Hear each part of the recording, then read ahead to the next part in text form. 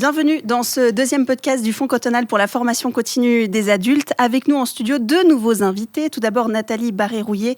Elle est la responsable cantonale de la formation continue. Bonjour Nathalie. Bonjour Mégane. Avec nous également Yves Ray, le chef du service des hautes écoles du canton du Valais. Bonjour Yves. Bonjour. Plaisir de vous accueillir. C'est donc le deuxième podcast en collaboration avec ce Fonds cantonal pour la formation continue des adultes. Lors du précédent, nous nous étions arrêtés un petit peu à la présentation générale finalement de ce fonds. Aujourd'hui, on va parler de l'intérêt concret dans le paysage économique valaisan, son rôle dans le tissu économique et social du canton. Alors, j'utilisais aussi le mot social, Nathalie, parce que aujourd'hui, vous vouliez souligner quelque chose d'important pour débuter ce podcast. Ça va être un petit peu le fil rouge d'ailleurs de cette émission. La formation continue, c'est pour tout le monde, à tout âge et dans n'importe quelle situation de la vie. Tout à fait, ce n'est pas seulement une orientation professionnelle. Les compétences, elles sont transversales, c'est-à-dire qu'on peut les utiliser dans la vie quotidienne. Je prends l'exemple de l'utilisation d'un smartphone. On prend son billet de train, mais on peut aussi timbrer sur sa place de travail pour rentrer dans le système. Et c'est vrai qu'on ne se rend pas compte, on a l'impression que c'est des compétences qui sont un peu... j'irais faible, mais c'est des compétences importantes parce qu'elles nous accompagnent pour vivre dans notre société actuelle qui est hautement technologique de plus en plus. Ouais, peut-être qu'il y a même confusion parce que finalement, c'est dilué dans notre quotidien. Voilà. On en fait sans s'en rendre compte. L'image peut-être de la formation continue, c'est ce côté très scolaire, qu'on a de la peine à casser. On s'imagine tout de suite quand on parle de formation continue, de retour sur un banc d'école, Yves. Oui, tout à fait. Et je pense que ce qui était dit tout à l'heure par Nathalie est vraiment important. On a une image dans la population, formation continue égale cours. Ou, voire encore, formation continue, c'est pas pour moi, c'est pour les autres, parce que moi j'ai les compétences, j'ai pas besoin d'aller me former. Or, on voit un exemple, on est en pleine révolution industrielle. La technologie, ces 25 dernières années, elle a complètement changé la manière de travailler, la manière de vivre tous les jours. Et tout ceci fait que, finalement, tant sur le plan professionnel, mais aussi sur le plan personnel, on a besoin de s'adapter, et de s'adapter de plus en plus vite.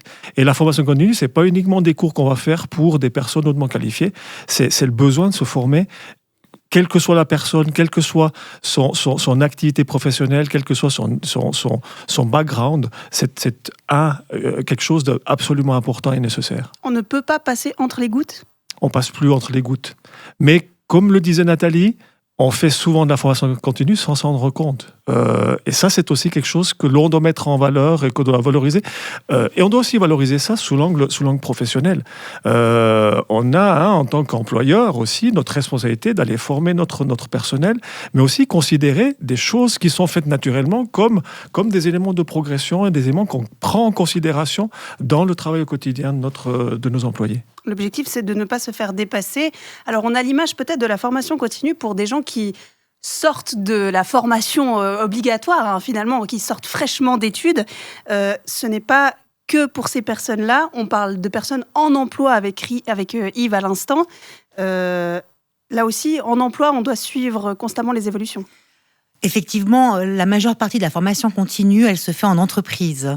Et tous les collaboratrices et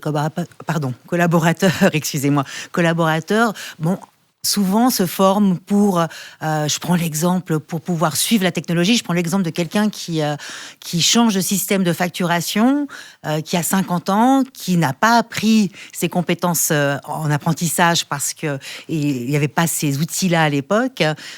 Elle va suivre une formation, elle va reprendre confiance, et elle va pouvoir même enseigner à ses collègues.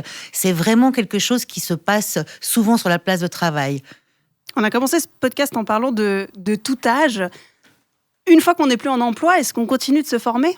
Effectivement, parce qu'on a des associations qui continuent à donner possibilité aux gens de pouvoir se former dans les langues. Par exemple, je prendrais les unipopulaires, les unipop qu'on a donc en Valais, toutes ces sections. On peut aller apprendre un cours d'italien à la retraite. On peut aussi faire des cours par rapport aux technologies numériques, parce que c'est vrai que on se retrouve à la retraite devant des formulaires à remplir, la déclaration d'impôt, on est en pleine période là, où les personnes qui sont en retraite ont peut-être plus l'habitude. études. Donc, il n'y a pas d'âge. Et on a Prosénectouté aussi qui offre un catalogue important pour les activités formatrices, culturelles et sportives. On n'y pense pas, mais pourtant c'est le b.a.-ba aussi. Mais les personnes en reconversion professionnelle, elles doivent se former, mais elles doivent suivre aussi le nouveau mouvement de leur propre formation. Mais je pense que c'est de nouveau, comme on le disait, c'est important pour tout le monde. Bien entendu, aussi pour des personnes en reconversion. Parce que souvent, quand on est en reconversion, on doit apprendre de nouveaux gestes, on doit acquérir de nouveaux gestes, on doit développer des nouvelles compétences pour pouvoir être de nouveau à l'aise dans une nouvelle situation professionnelle. Un élément aussi que l'on observe, c'est certains besoins de personnes qui ont vécu une activité professionnelle pendant des années, qui ont arrêté pour des raisons familiales ou autres, et puis qui reviennent dans le même milieu, sans forcément être dans une reconversion professionnelle. Et aussi, ces personnes-là ont besoin d'avoir des updates de ce qui s'est passé pendant la période d'arrêt. Et là, un exemple concret que l'on a développé, sur lequel on a aidé avec le service, c'était dans le cadre d'une formation qui permettait à des infirmiers et infirmières qui avaient quitté le milieu pendant certaines années de pouvoir acquérir les nouveaux gestes, les nouvelles technologies, pour pouvoir revenir ensuite sur le marché de l'emploi, pouvoir de nouveau rentrer dans des institutions de type hôpitaux ou autres. Et ça, c'est aussi extrêmement important. Oui, c'est vrai, parce que alors, si on reprend l'exemple des infirmiers, la manière de faire une prise de sang reste toujours la même, mais on imagine que voilà, il y a un train complet qui peut passer pendant une durée plus ou moins déterminée. Alors, il y a un train complet, et à nouveau, on a, dans ce champ professionnel, comme plein d'autres champs professionnels, ces 15 dernières années, à la fois il y a des nouveaux protocoles qui sont rentrés en vigueur, mais il y a aussi une technologie qui s'est mise au service, en l'occurrence du patient. Et c'est clair que là, on a besoin de nouveau de formation, de développer les nouveaux gestes. Et je reviens sur ce que disait Nathalie. Le rôle, ensuite, c'est un mix de rôles entre institutions de formation, mais aussi le rôle de l'employeur.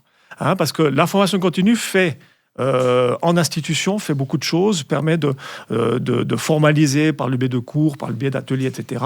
Mais ce qui est encore plus important, c'est qu'ensuite, comment on développe ces gestes-là sur le terrain professionnel, et ça revient par l'accompagnement par les différents membres de la hiérarchie ou collègues.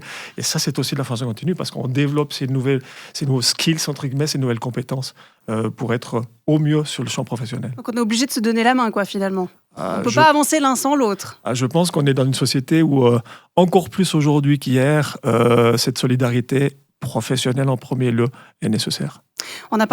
On a sorti l'exemple des infirmiers, mais est-ce que tous les domaines sont concernés de la même manière par cette formation continue, Nathalie ? Oui, tout à fait. Si on prend l'exemple du machiniste qui travaille avec des engins de chantier, la technologie avançant, la machine change, il doit peut-être repasser son permis, donc il doit se reformer. Donc il y a vraiment un accompagnement dans sa branche par l'association professionnelle, des formations nécessaires pour qu'il puisse continuer à exercer son métier. Ça va jusqu'au banquier qui maintenant doit se confronter à l'intelligence artificielle qui va gérer des parties de son travail actuel. Donc ça change aussi le scope des compétences. On est obligé aussi d'avoir cette position réflexive, se dire voilà, un outil fait ce travail à ma place, ça me dégage du temps sur quoi je vais pouvoir me développer. Quelles compétences je vais pouvoir mettre en avant. Et c'est vrai, sur toute la verticalité, tous les domaines sont concernés. Il n'y a pas, j'irais, comme on le disait au tout début, comme Yves le disait, c'est pas forcément des formations qui ont un chapeau universitaire. C'est vraiment quelque chose qui amène de nouvelles compétences, une assurance pour rester en emploi. Le Fonds cantonal pour la formation continue des adultes finance des formations dans l'acquisition de nouvelles compétences, mais aussi pour but de financer des compétences de base. On a peut-être tendance à l'oublier quand on est inséré dans la vie professionnelle, dans la vie active, mais il y a des gens qui n'ont pas les compétences de base, même pour rentrer professionnellement dans la vie, Alors j'irai un pas plus loin. C'est des personnes qui souvent avaient les compétences de base et qui les ont au fil du temps, qui les ont progressivement perdues. Et j'aime bien prendre, pour bien illustrer ça, pour que tous les auditrices et auditeurs comprennent, c'est l'exemple du musicien. Le musicien, à un moment donné, il a développé des compétences. Il peut être à un niveau professionnel extrêmement élevé, mais si le musicien ne s'exerce pas tous les jours, les compétences, il va les perdre. Et sur les compétences de base, c'est la même chose. On a une grande partie de notre population qui avait des compétences, ces compétences à la sortie de l'école obligatoire, mais qui ne les a plus forcément utilisées, plus développées. Alors bien entendu, on a aussi une population qui arrive en Valais et qui n'a pas forcément toutes les compétences également, hein, c'est pas binaire. Mais ces personnes-là, on doit aussi les aider à reprendre confiance, à redévelopper ces compétences, et en particulier sur les compétences de base autour de l'écriture et de la lecture, respectivement sur les compétences numériques. Et pour être en capacité de faire des gestes qu'on pourrait qualifier somme toute de basique, mais dans les faits, c'est pas basique. Pouvoir remplir des formulaires, pouvoir remplir ses déclarations d'impôts, pouvoir comprendre certaines bases, certains textes légaux, etc. C'est des gestes que l'on doit être capable et que toute la population doit être capable de faire. Et c'est aussi pour ça que la formation continue, elle doit être aussi au service de ces compétences de base. En Valais, on a estimé à plus de 70 000 personnes qui sont en manque de compétences de base. Pas en absence de compétences de base, mais en manque de compétences de base. La grande difficulté que l'on a, c'est pouvoir les identifier. C'est vrai qu'on a mis en place, en particulier avec la politique cantonale, mais aussi avec le fonds cantonal, on a des outils financiers qui permettent de soutenir les institutions qui développent des cours, qui développent des formations. Mais le plus gros challenge, c'est identifier les personnes pour que ces personnes viennent suivre ces cours. Et là, c'est notre challenge premier. Donc les identifier, c'est-à-dire que les personnes n'osent pas franchir le pas, elles n'osent pas dire « j'ai besoin d'aide ». Alors je pense que c'est multifactuel et Nathalie pourra encore mieux répondre que moi parce qu'elle est tous les jours au quotidien sur ces questions-là.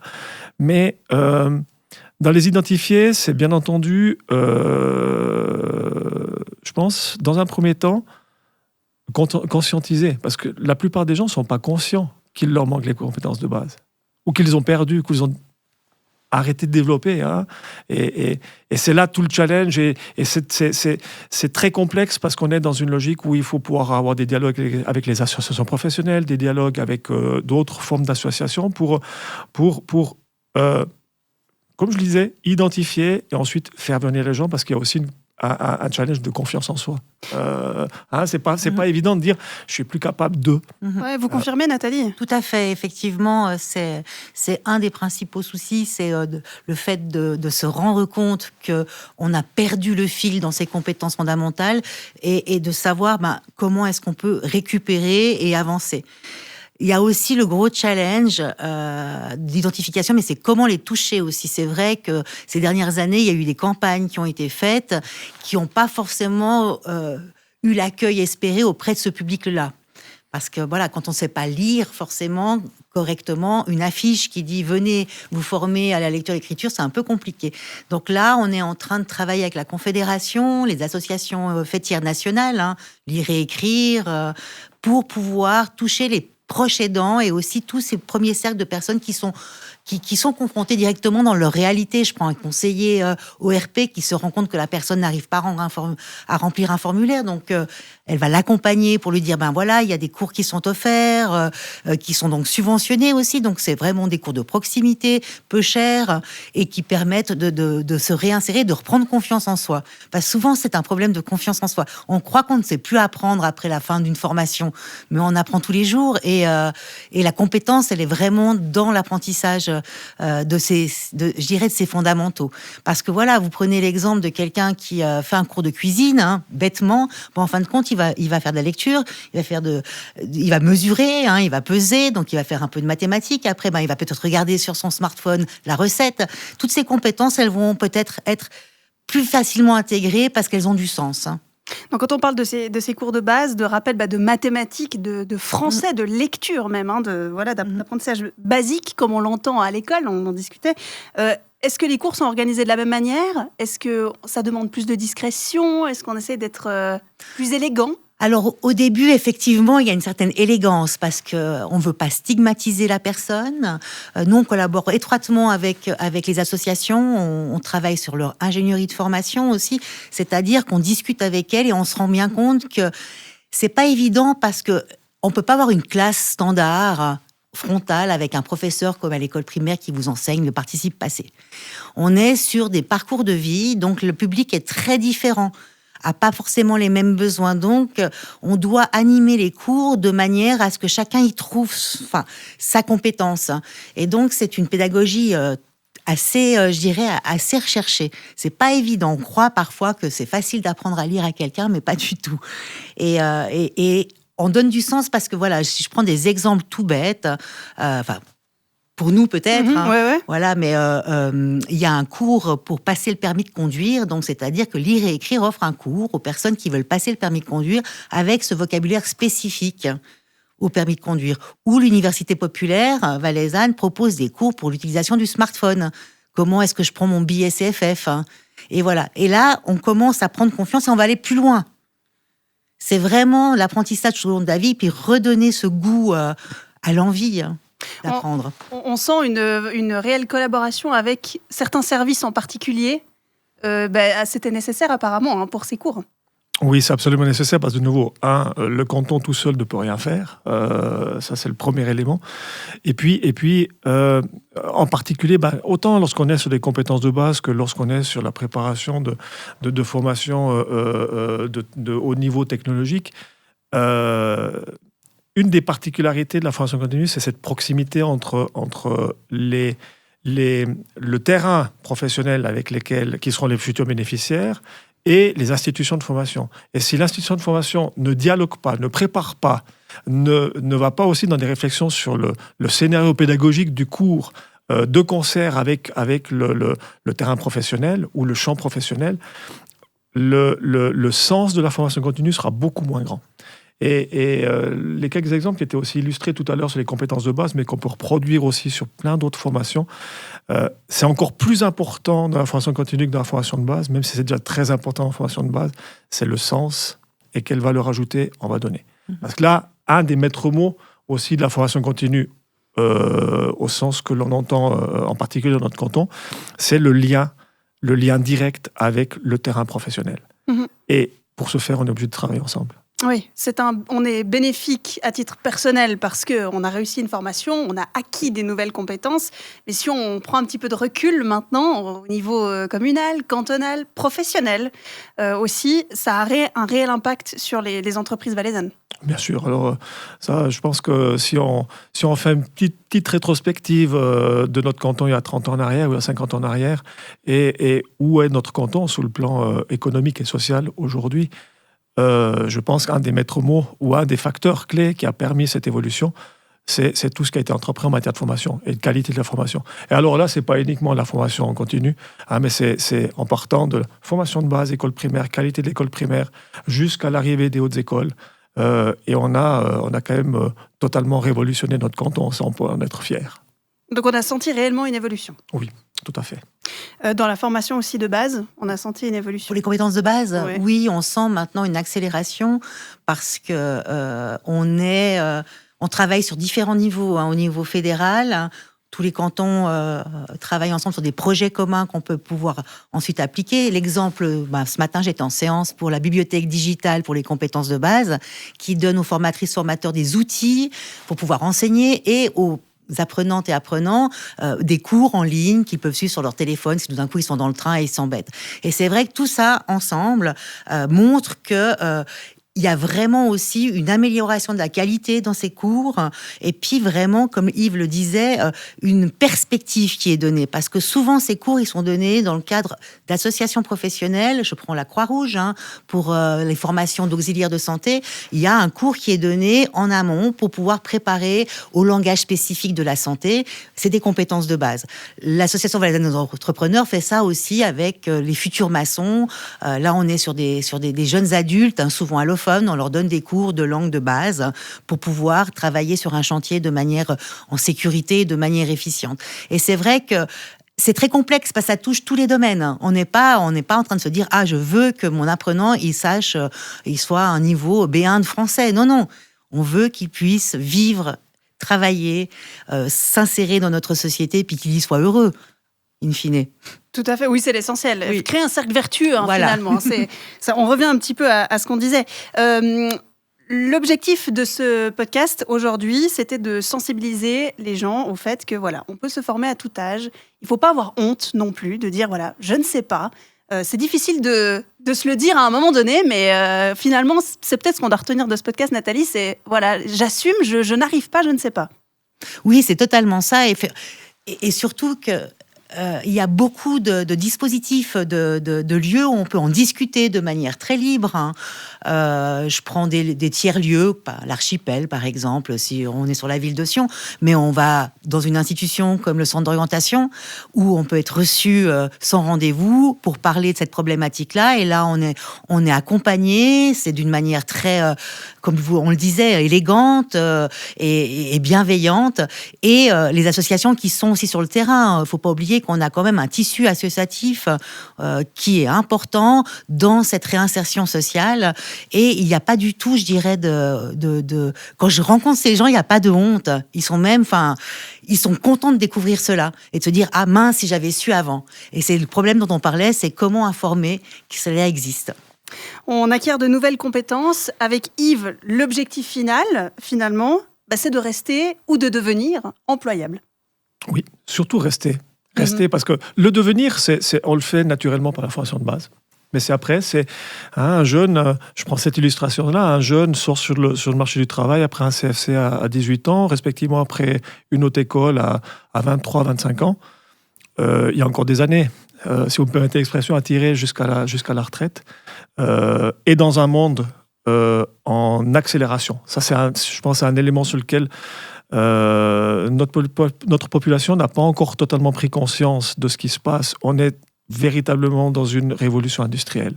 La numérisation, le monde technologique est en train de révolutionner. À l'époque de Gutenberg, les révolutions industrielles se passaient en plusieurs centaines d'années. Aujourd'hui, on le vit en une génération. D'où l'importance de continuer à se former et se former tout au long de la vie. Surtout qu'on doit voir ça comme une opportunité pour nous-mêmes aussi. Hein. Tout à fait. Au-delà, alors oui, on est très content de savoir que le canton du Valais se porte bien, mais nous-mêmes, voilà, on a une petite fierté d'avoir réussi professionnellement.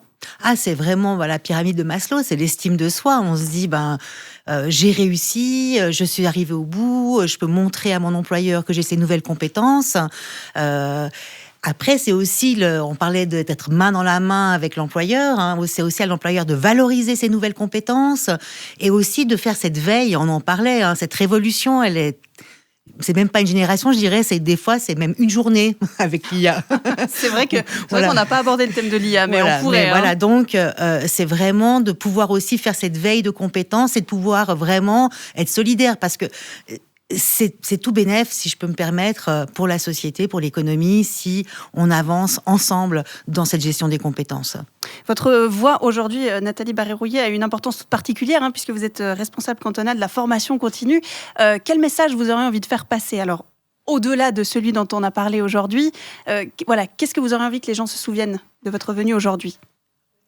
Qu'on a un canton qui est très dynamique au niveau de la formation continue, qu'on a une offre qui est vraiment intéressante dans tous les domaines et que je leur souhaite vraiment de pouvoir trouver quelque chose à faire, à apprendre et à pratiquer, que ce soit au niveau professionnel, mais aussi au niveau loisirs et culture, parce que c'est aussi important d'avoir ce work-life balance et puis apprenez, c'est génial.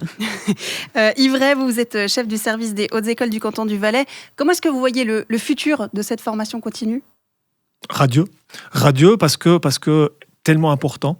Radieux, mais aussi complexe.